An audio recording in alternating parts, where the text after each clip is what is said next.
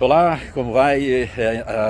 O vídeo de toque, né, e o assunto do toque acaba trazendo muitas dúvidas interessantes, não só dos terapeutas que querem melhorar a sua forma de atender e ter instrumentos para tratar as diversas patologias, como também as pessoas que passam por essas dificuldades e querem entender, porque muitas vezes não conseguem só com as dicas que tem na internet, só com o entendimento da leitura que você tem no Google, sair de uma dificuldade, às vezes tão estruturada como no nosso vídeo do toque. E uma das perguntas que me mandaram foi a diferença entre o toque e o TPOC, ou seja, o toque, o transtorno obsessivo compulsivo, e o TPOC, que é um transtorno de personalidade obsessivo compulsivo. Então, vejam, tecnicamente nós temos uma diferença muito significativa, porque o transtorno obsessivo compulsivo ainda é considerado dentro dos grandes transtornos da ansiedade. E como eu falei no vídeo anterior, aqueles que quiserem podem aprofundar lá, o toque tem uma combinação de pensamentos intrusivos, pensamentos intrusos que invadem a mente, causando uma ansiedade, gerando então uma necessidade de repetição compulsiva de um ritual, de um comportamento, lavar as mãos, repetir um número, bater na madeira, enfim, para poder aliviar o peso e a ansiedade gerada pelo pensamento intruso. Isso é o toque. O transtorno de personalidade obsessivo-compulsivo, como o nome diz, é um transtorno de personalidade. Mas isso, na verdade, não muda muito a lógica, a estrutura. O que muda muito é o tipo, a forma como ele funciona e a intensidade do problema. Isso porque no transtorno de personalidade obsessivo-compulsivo, TPOC, você não tem aquele pensamento específico intrusivo que vem de fora. Eu falei isso, né? Nesse caso, é ego distônico, ou seja, a gente tem uma sensação, quem passa por isso tem uma sensação clara de que esse pensamento intruso vem de fora. No transtorno de personalidade obsessivo-compulsivo, é um quadro que a gente chama de ego sintônico, né? Ou seja, nós associamos, nós sintonizamos com isso como se fosse da nossa estrutura de personalidade. Mas o que caracteriza o TPOC? É você ter, então, uma preocupação excessiva com a organização, com a perfeição, com o controle das situações.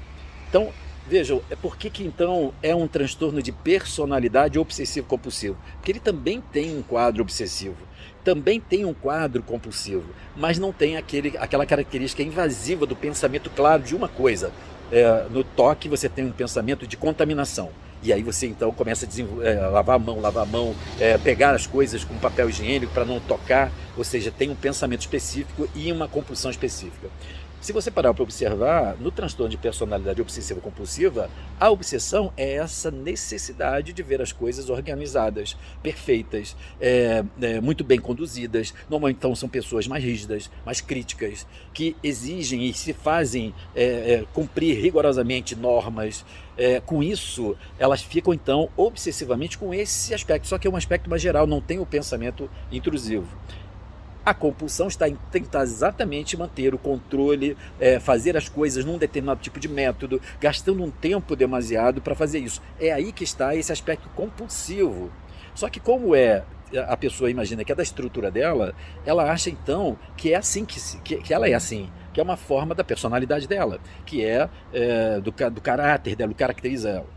E outra, como nós temos normalmente uma valorização social desse tipo de quadro, de pessoas organizadas, rígidas, que querem fazer tudo certinho, que tem esse motivo de perfeição, na maioria das vezes o transtorno de personalidade obsessivo compulsivo não aparece para as pessoas como um problema, mas é. Por quê? Porque além de manter a pessoa presa nessa excessiva preocupação difusa, mas com uma preocupação intensa de organização, de método, de perfeccionismo, de controle sobre essas situações, ela fica escrava disso. Só que como ela consegue estabelecer comportamentos que dão conta disso, não aparece como algo tão danoso, mas é um problema grave, porque normalmente o que acontece são pessoas então rigorosas, pouco flexíveis, tendem a ter uma dificuldade, por exemplo, para lidar com questões como dinheiro, flexibilidade em relação a ideias diferentes e principalmente acabam demandando tempo ou demorando mais tempo para fazer as suas atividades, fazendo então comprometer prazos, comprometimentos com finalização de tarefas no seu trabalho, de poder então conduzir coisas que são simples com um nível de elaboração e complexidade que são desnecessárias, mas que aparecem não então como um sofrimento grande, mas como uma fixação obsessiva e compulsiva nesse processo de organização e de controle, de perfeccionismo.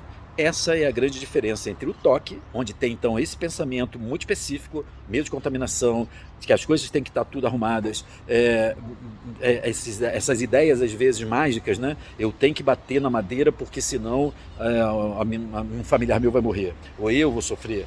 Então são pensamentos mágicos que estão no toque. No TPOC parece que então é intrínseco, mas também é uma forma de escravidão, só que tende a ser mais leve e por isso com menos capacidade, com menos possibilidades de ser identificadas como um problema e serem tratadas.